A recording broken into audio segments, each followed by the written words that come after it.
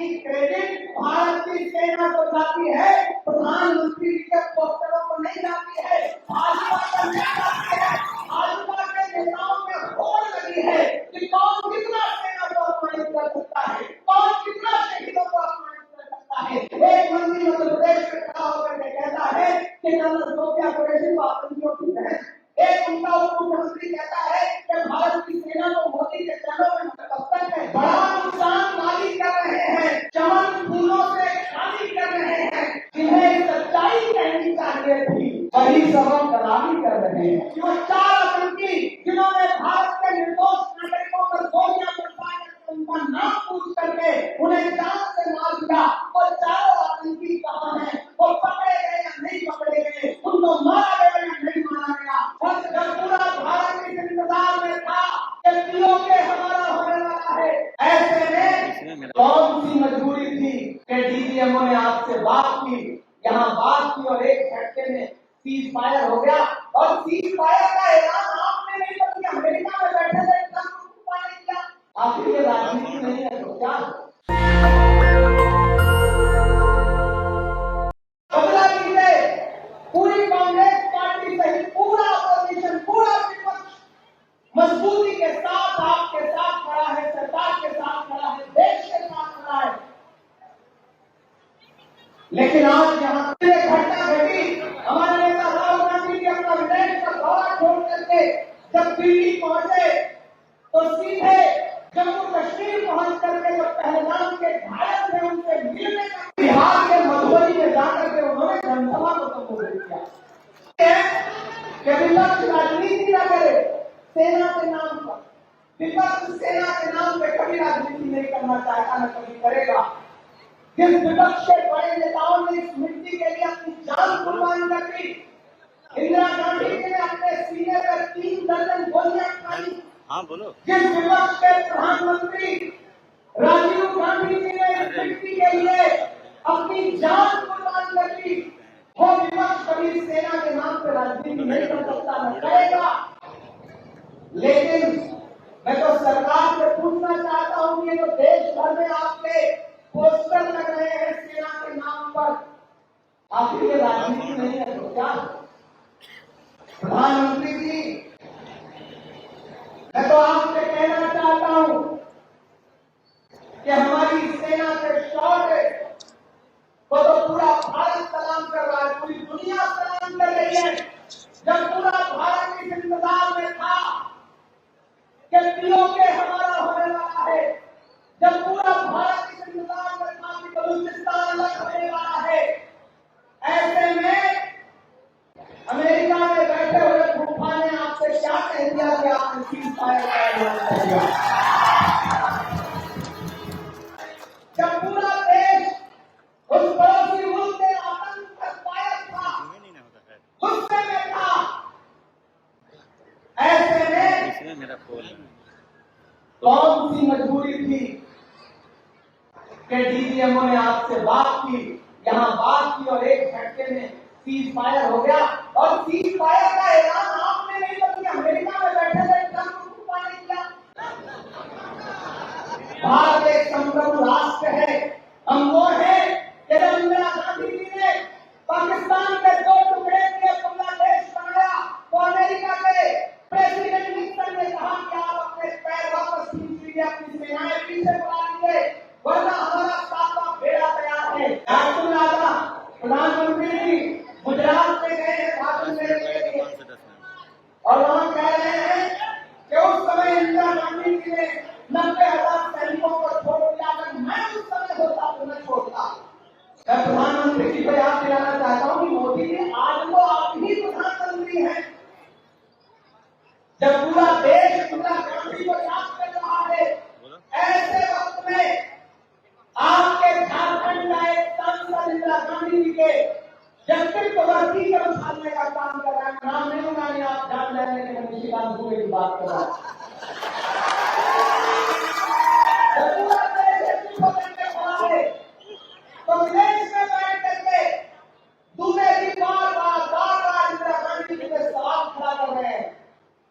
अरे दुबे जी, मोदी जी, इंदिरा गांधी जी के व्यक्तित्व को आप समझ नहीं पाएंगे।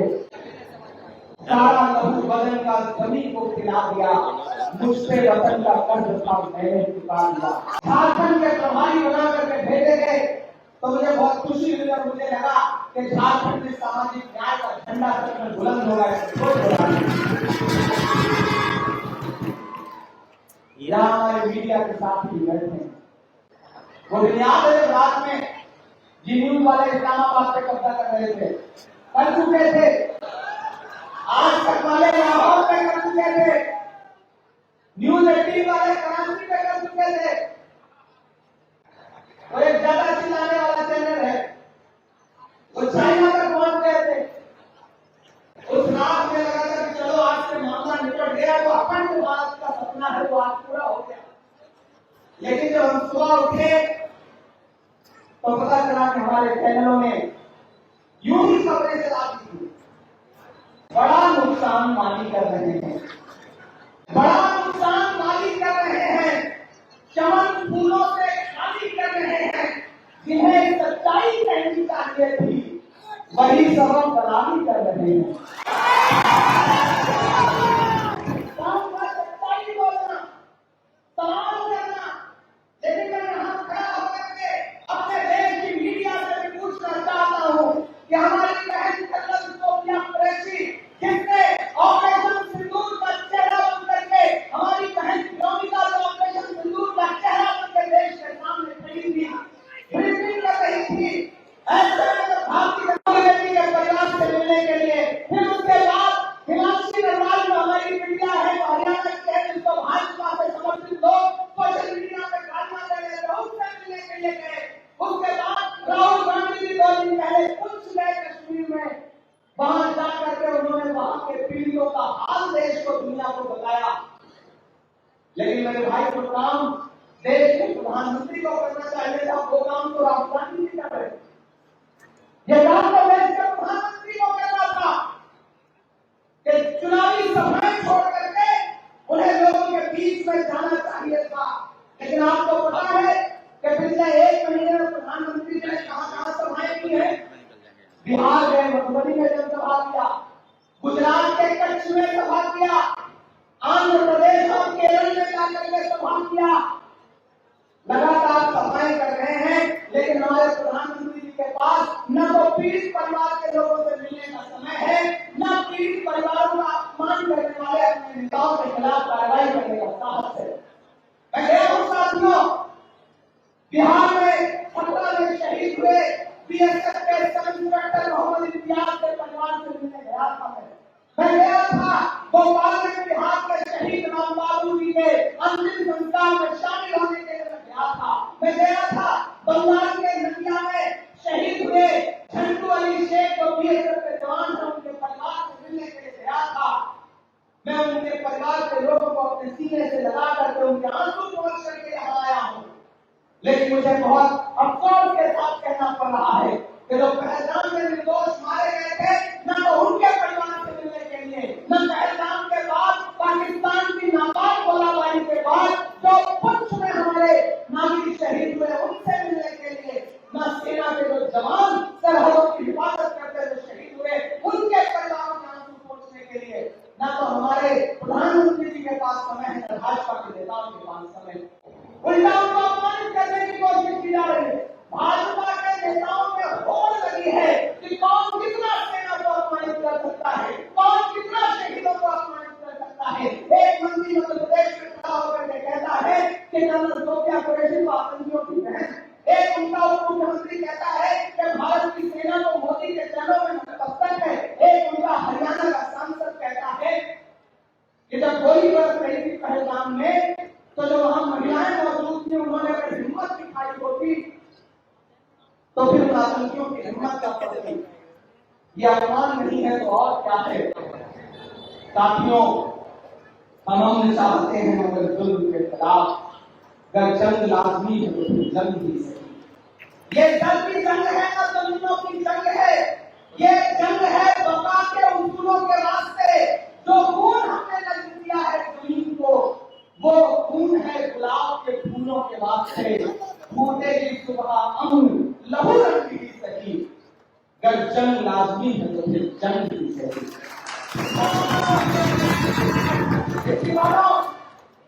हम सेना के साहब को सलाम करते हैं, लेकिन सवाल तो पूछेंगे।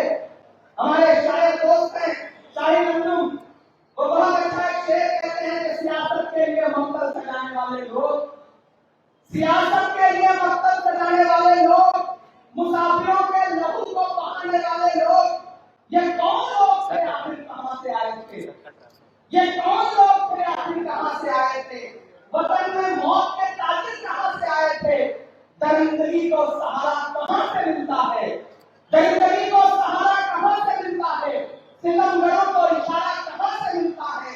सवाल ये भी कभी अपने आप से पूछो, लहू बहाने से होता है फायदा किसको? हमारी किस पे हिफाजत की जिम्मेदारी थी? हमारी किस पे हिफाजत की जिम्मेदारी थी? कोई बताए हुकूमत कहां हमारी थी? दरिंदे खून से कब तक हमारे खेलेंगे? हम और कब तक आतंकवाद खेलेंगे? बताओ अहले कर्म बंद क्यों नहीं होता? ये कारोबार सितम बंद क्यों नहीं होता? हमारे आंसू यहाँ अर्ज़े हाल किससे करें? हमारे आंसू यहाँ अर्ज़े हाल किससे करें? जवाब किससे मिलेगा? सवाल किससे करें? हम सवाल करते हैं।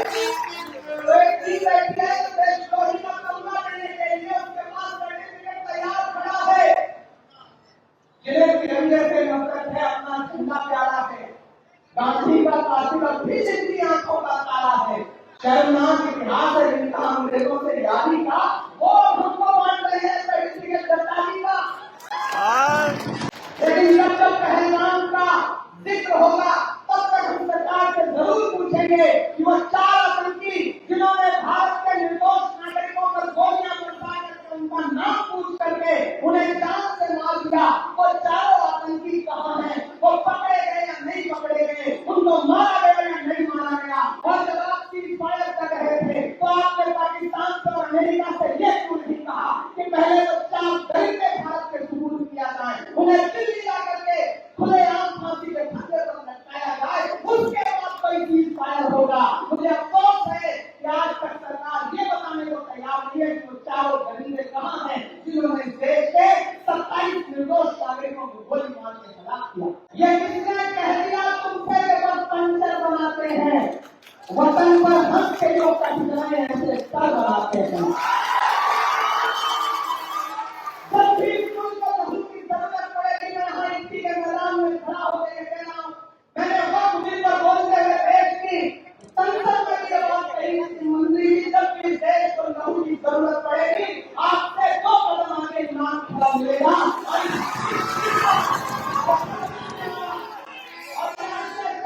होता जा रहा है, हम खून की किस्तें तो कई दे चुके, लेकिन ऐसा के वतन कर्ज अदा क्यों नहीं होता?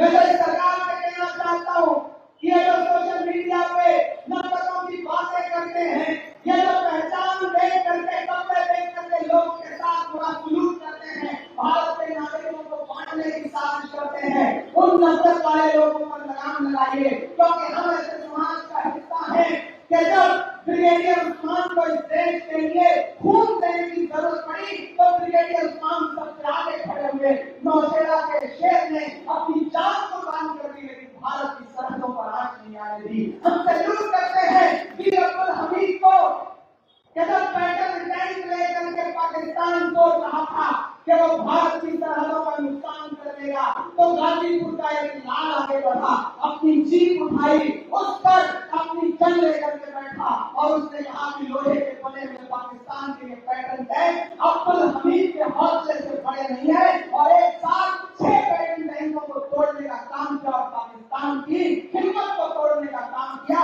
जब भी देश को लहू की जरूरत पड़ती है, कभी ब्रिगेडियर उस्मान बन करके, कभी अब्दुल हमीद बन करके, तो कभी कर्नल सोफिया बन करके, कभी व्योमिका सिंह बन करके, कभी कैप्टन मनोज पांडे बन करके, इस देश के सब समाज के लोग भारत की सरहदों की हिफाजत के लिए खड़े मिलेंगे।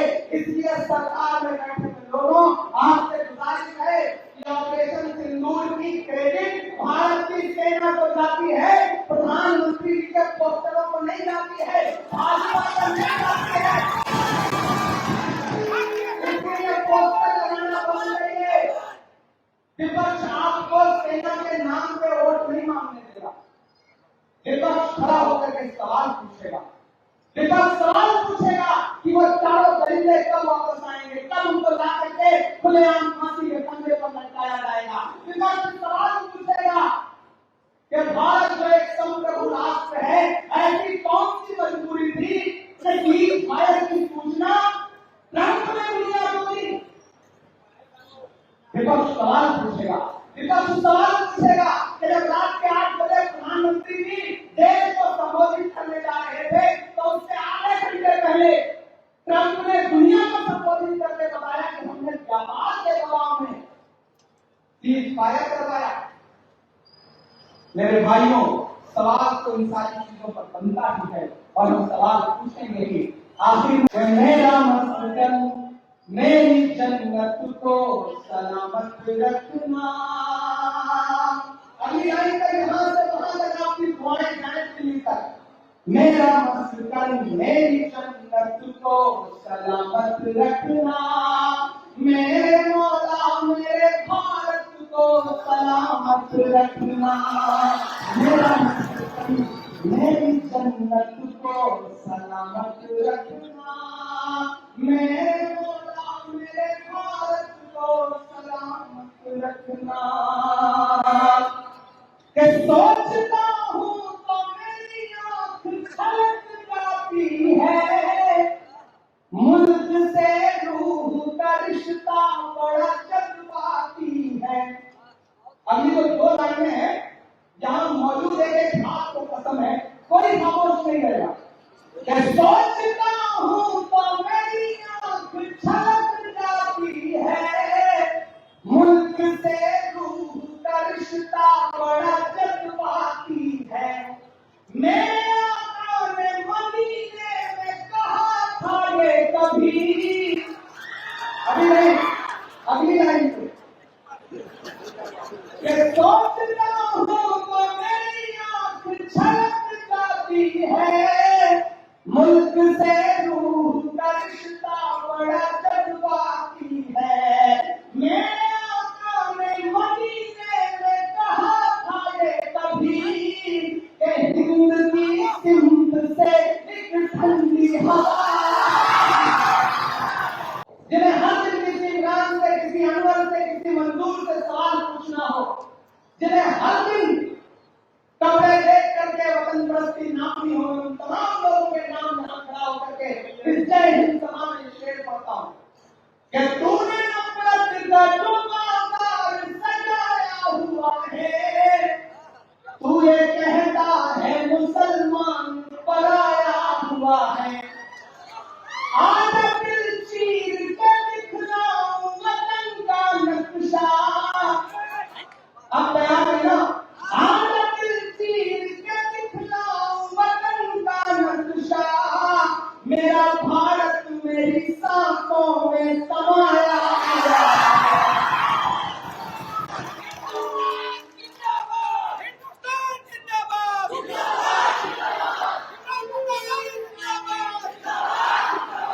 इतनी पाकीज़ा इबादत को सलामत रखना, मेरे मौला मेरे भारत को सलामत रखना। मेरा मस्कन मेरी जन्नत को सलामत रखना, मेरे मौला मेरे भारत को सलामत रखना।